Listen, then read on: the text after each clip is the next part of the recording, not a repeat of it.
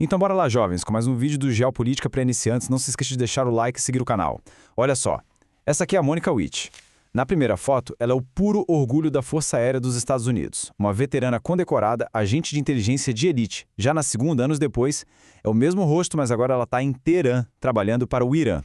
O que aconteceu entre essas duas fotos, gente, é uma das histórias de traição mais chocantes da espionagem moderna. É isso que choca, sabe? De um lado, uma heroína que recebeu medalha do presidente pela bravura dela.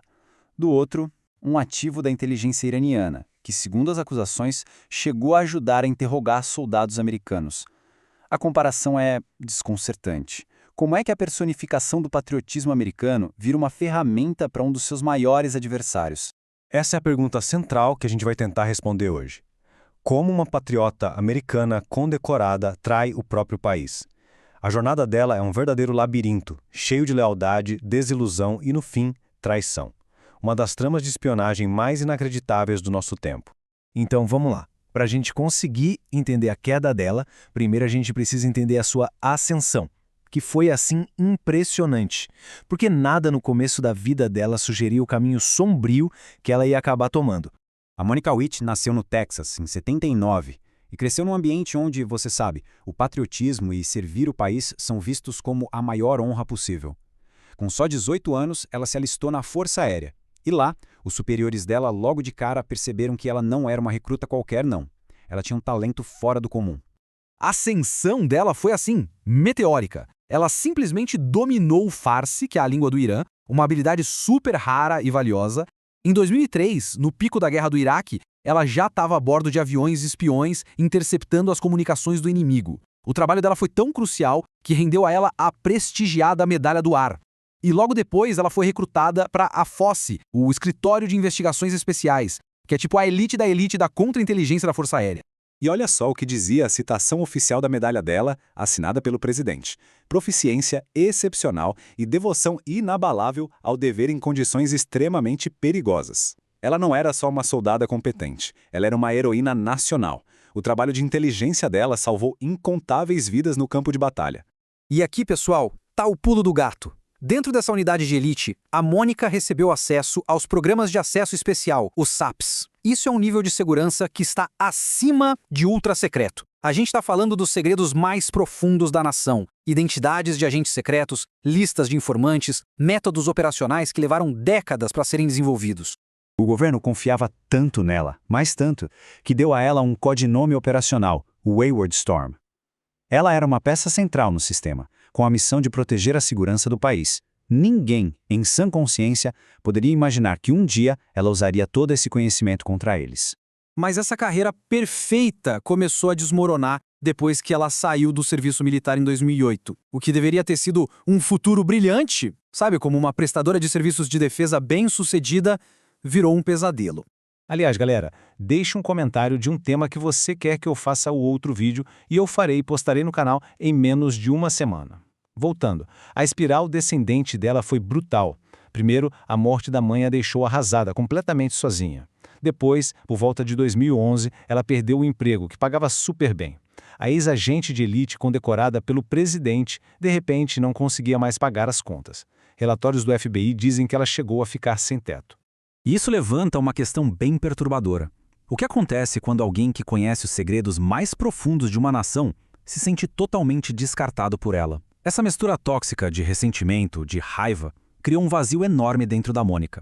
E foi justamente nesse vazio que seus futuros recrutadores viram uma porta de entrada. Essa vulnerabilidade profunda era exatamente a brecha que a inteligência iraniana estava esperando. Eles não viram ali uma veterana em apuros, eles viram uma oportunidade de ouro. O predador tinha achado a presa perfeita. A peça-chave para essa conexão foi Marzia Hashimi, uma jornalista americana que se converteu ao Islã e virou um rosto bem conhecido na TV estatal do Irã. A inteligência americana acredita que, na verdade, ela era uma recrutadora, e a abordagem dela foi genial. Ela não mirou no bolso da Mônica, mas sim na sua mente, na sua vulnerabilidade psicológica.